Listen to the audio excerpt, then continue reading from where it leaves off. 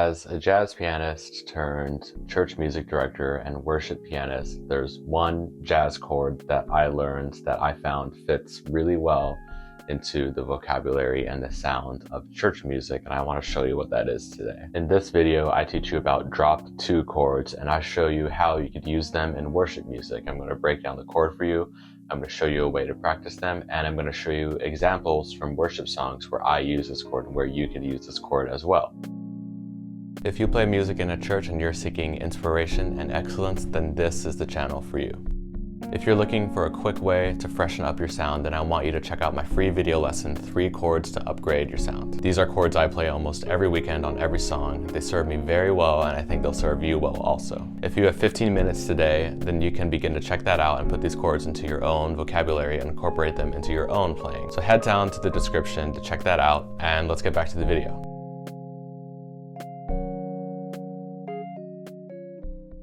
So what is a drop 2 chord? It looks like this. This is a C major 7 or a major 9, you could call it, in a drop 2 voicing. This is common in jazz, and we typically associate it with the pianist Red Garland. So how do we get a drop 2? Well, here's how we form them.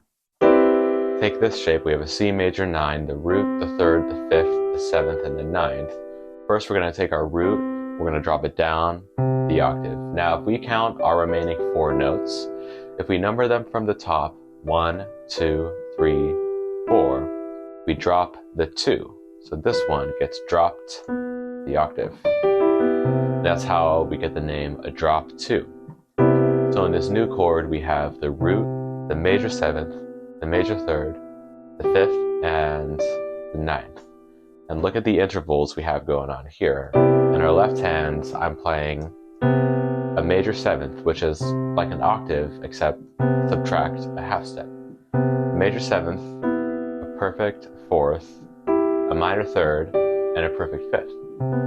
And this drop 2 chord, we have the 9 on top. Our root is C, and our 9 is D. So this chord emphasizes the 9 because it's on top. Now, if we want to make that a minor chord, we simply take our 3rd and our 7 and we lower them by a half step. So now, this is a C minor 7, or you could call it a C minor 9 in a drop 2 voicing. So here's major and minor. Here are some more examples. Here's F major 9 in a drop 2. Here's F minor 9 in a drop 2. Here's B flat major 9. B flat minor 9, E major 9, E minor 9. Let's do one more. Let's do D major 9 and D minor 9. And here is a way you can practice drop 2 voicings. Let's first work in the key of C, and let's find a C major 9 drop 2 up here. So we're going to play this progression. We're going to play 1, down to 6, down to 4, down to 2, back to 1. And it looks like this. Here's our 1 chord, C major. Let's go down to our 6, A minor 9 in a drop 2. Then down to our 4, F major 9 in a drop 2. Then down to our 2 chord, D minor 9 in a drop 2. And back to our 1. Here's the whole progression.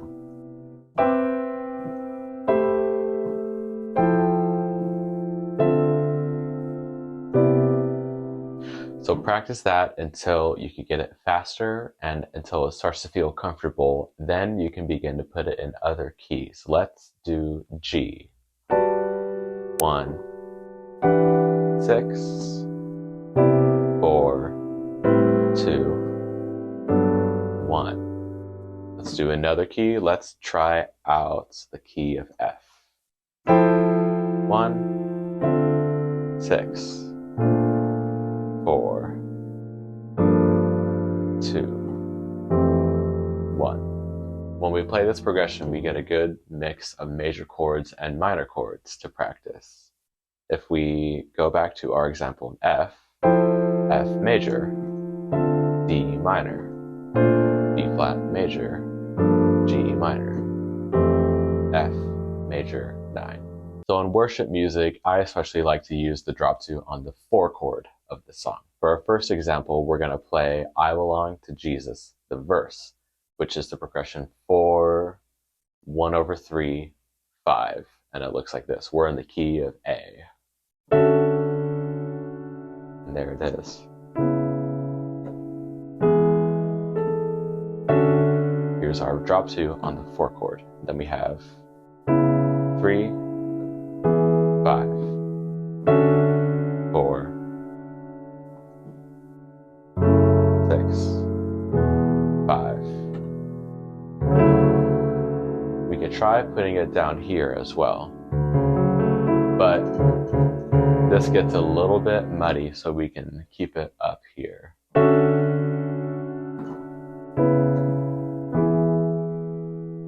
That's our first example, I Belong to Jesus, in the verse. Whenever we play the 4 chord, we could play our drop 2 voicing.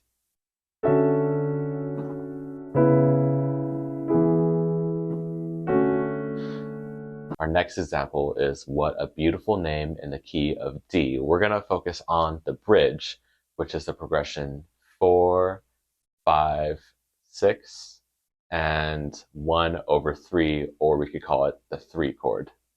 4, 5, 6, 3, and because our 4 chord is the first chord of the bridge, we can use our drop 2 voicing. We're in the key of D, our 4 chord is G, here's our drop 2.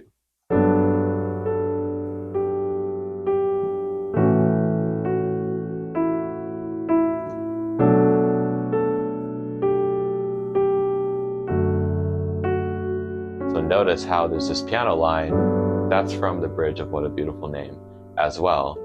And it actually lines up with the top note of our drop 2 voicing.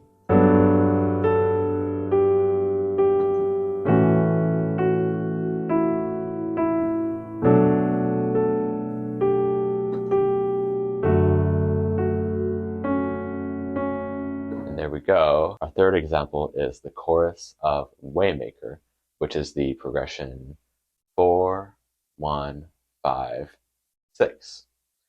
And because the 4, again, is the first chord, we can use our drop 2 voicing.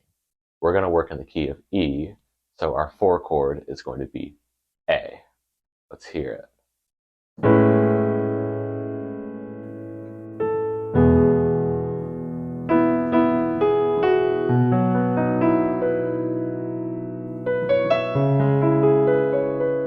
Here's our 4 chord,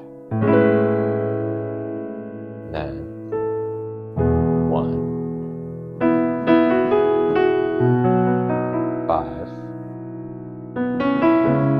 and our 6 there. But every time we play the 4 chord, we can use our drop 2 voicing.